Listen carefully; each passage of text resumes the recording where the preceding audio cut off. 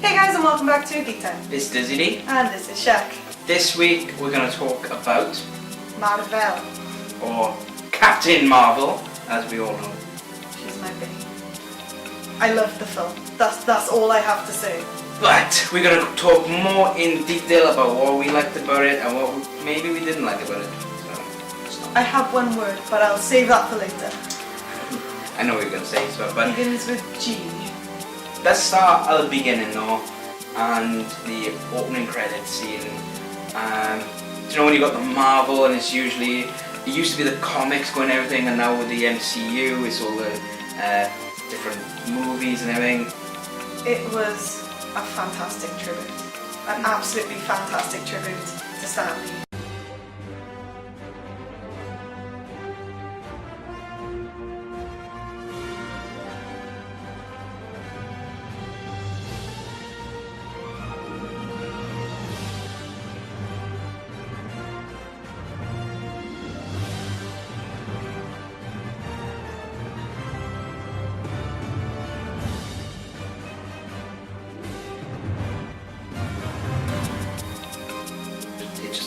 It brought a tear to my eye first of all, so you knew instantly it was going to be a good movie.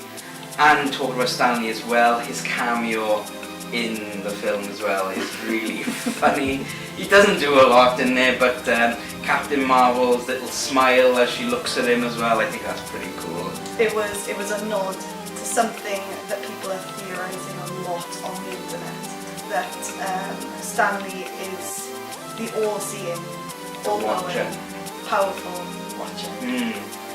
But in Guardians 2, I think it was, he was actually sitting with 3 of the Watchers. So maybe he's becoming one, who knows?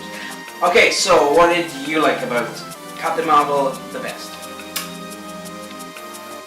Goose. Aren't you the cutest little thing? Aren't you cute? And what's your name, huh? Fury. What's cute?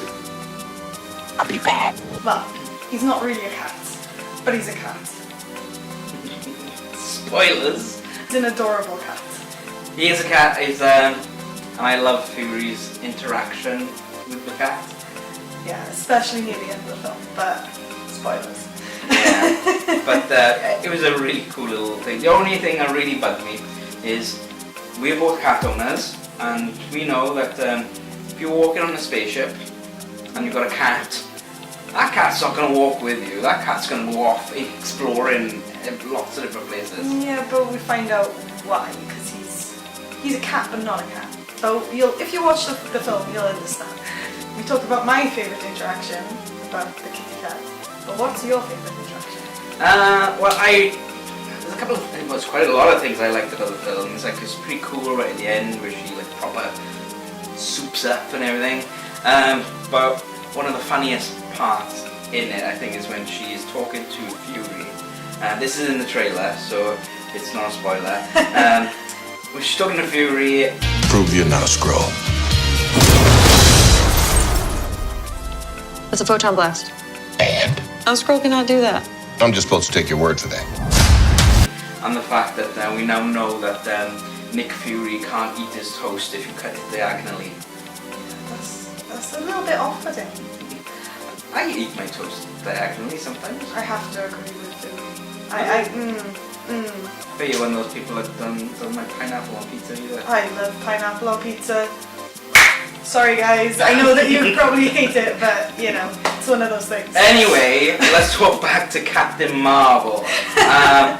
Music. Oh, wow. Oh, It was great. It blew me away. But it brought me back to my childhood, my teenhood. what was the worst part of the film for yourself? My worst part, I think, has got to be Ronan in it. I just didn't see any point to him, really. And I know in Guardians of the Galaxy they big him up to be this really ruthless killer and everything. Same in this, that he's supposed to be this powerful person and feared person. He was quite crap. Well, he wasn't in there very long, so you wouldn't know. You wouldn't know if he was this ultimate being or... well... Yeah, and he didn't have his black makeup on up here as well, and he just looked like stupid in that dome element. Yeah, that was my least favourite part of the film. What about you? It was really good. So it's hard to pick. It's hard to pick like a part that I didn't enjoy the most. But I don't know. Do you know? It's something that we were going to mention later on in this section. May as well do it now. I wish they'd put a bit more into the ending scene. So the post credits. Okay. Yeah. With Goose. I wish that they brought a little bit more than just what happened. It's another reason why I think that it was a great standalone female film was because of Brie Larson. I thought she was amazing as Captain Marvel, and the humour that she had and everything, it was just perfect, I thought. Well, when she was first cast, I didn't know what to think because I hadn't seen her in like any roles whatsoever, but Yeah. she was great. I can't fault her. She pulled the character off amazingly well, in my opinion. That might not be everybody's opinion, but 10 out of 10, can't fault her for it. Right, okay, so it's been spoiler free up until this point, unless you haven't seen the trailers, might have a little bit of spoiler, but now we are going to do spoilers. So thanks very much for watching, guys. So, you know, you can exit the video here, but if you want to carry on and hear some spoilers, or if you've already seen the film, Yeah. here we go. End credit scenes. 2 of them. So you had a pre-ish credit scene, and then post-credit scene right at the end after all the credits gone. Yeah, I was sitting in my seat, really needing a toilet, and I was not going to leave that cinema at all until I'd seen both. So with Endgame, it's a 3-hour film, so you gotta make sure you don't drink anything before it. But the first one was I like to call the pre-credit scene, which is slightly after just the standard credits and everything before the long list. And that was aimed at Endgame, which I think is actually taken from the film. And it just makes me more excited for Endgame, really. See, but we knew he was going to be in there, because otherwise they wouldn't have done a Captain Marvel film. So they have been criticised for bringing Captain Marvel out this close to Endgame, but I think it's actually really good. It's like it's a month before it. You've got plenty of time to watch that before Endgame. Well, it brings up the hype for Endgame, especially introducing this new character who everyone's like, oh, she's pretty cool, before the fad sort of dies. And then they bring out Endgame and they're like, oh, it's just another character. It's literally new character, new movie. Definitely. Oof, So can't wait. I know you love the end post-credit scene, so I'm just going to let you talk about that. I just didn't see the point. I literally didn't see the point of the very, very last scene. I just didn't see It the was point. just a little bit of comedy, but it just leaves you, like you're saying, you really needed the toilet. So it made you wait for that last I bit. had my legs crossed, I was dancing in my seat, I really needed to go wee. And then it was just a cat doing one thing, and then I was like, oh, was that it? I was expecting a little bit more. We've already given the spoiler alert, so let's talk about it. He coughs at the Tesseract. For a second, to me, it doesn't really make sense. It's like because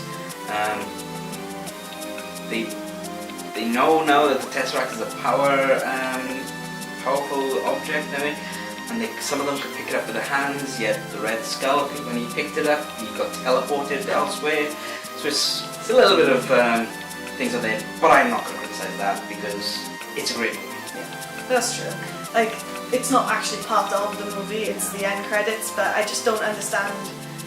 Like, I just don't understand why they put it in there. I just don't get it. Like, if he'd like vomited it up and then something else were to happen, I'd understand. But it was just literally, oh, I've been keeping this Tesseract. Here we go. Yeah, and it's good to see that Nick Fury had a selection of eyes, which he decided not to have, and he made up a reason why he lost his eye. Well, he didn't make up a reason. Somebody else assumed the reason, and he didn't correct them.